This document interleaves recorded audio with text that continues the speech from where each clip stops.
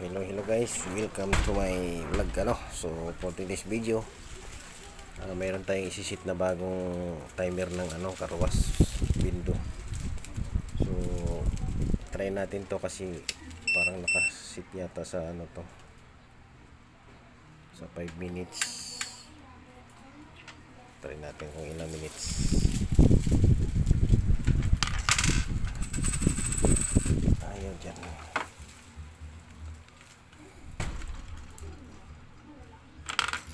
Yun 5 minutes nga So isisit natin.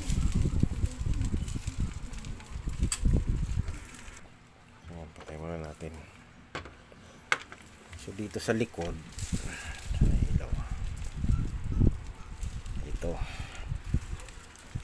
So may apat yan siya na slot. Ito. Yan. So mayroon siyang 25. Tapos dito walang nakalagay. So nakalagay siya dyan sa 5. Ang minimum niyan 5 eh. So ilagay natin dito yan, lipat. Tanggalin natin. Ayan. Lipat natin dito sa pinaka dulo. Ayan, pinaka dulo. Tapos tingnan natin dito sa harap. Ayan. So pagkatapos may lipat doon, try natin open. Taksak. Ayan.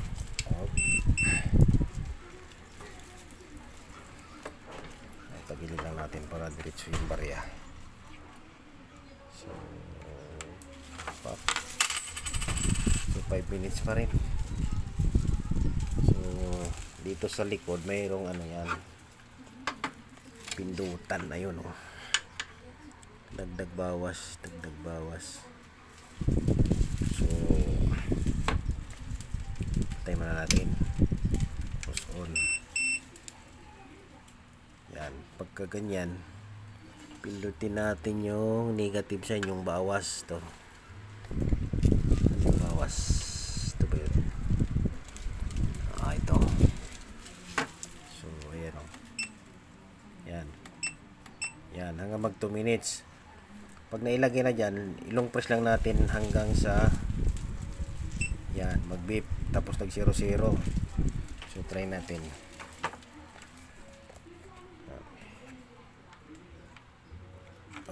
Yeah. So yun 2 minutes. So ganun lang guys, yung ganitong design na timer. Kasi yung isang model nito na mayroon siyang parang ganito lang yung terminals. Kada isa may number. Mas madali yung kasi pag ilubog mo yun kung anong number, yun lang yung settings niya. Ito kasi ilipat pa yung yung sa coin slot, tapos pipindot ka pa dito para mag settings siya. So mas matagal to i-settings kaysa doon sa isa. So hintayin lang natin Saka yung isa pagka seconds na lang, halimbawa 59 yata yun or 54, magbibip siya ng 3 warning. Tapos pagka 5 minutes na lang magbibip siya ulit, ay 5 seconds na lang magbibip siya ulit. So ito naman, try natin kung ilang seconds siya bago mag-beep.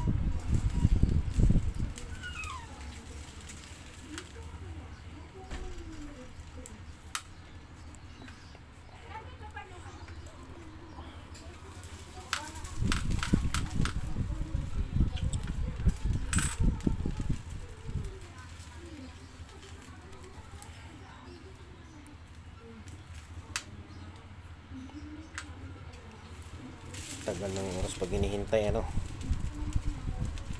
pag nagmamadali ang bilis. So ayan guys,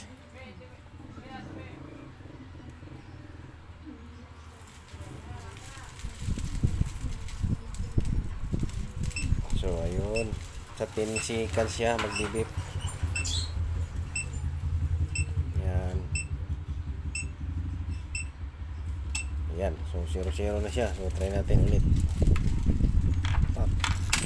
Yun, 2 minutes na. So okay na siya, 2 minutes na.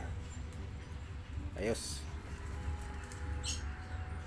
Salamat guys, at paki-subscribe nyo ang aking YouTube channel para sa mga dagdag kaalaman, kunting kaalaman may share ko naman sa mga hindi pa nakakaalam, kapulutan ng aral about sa mga DIY, restoration, repair o kung ano pa man na pwede kong may share dito. So salamat guys, at mabuhay tayong lahat.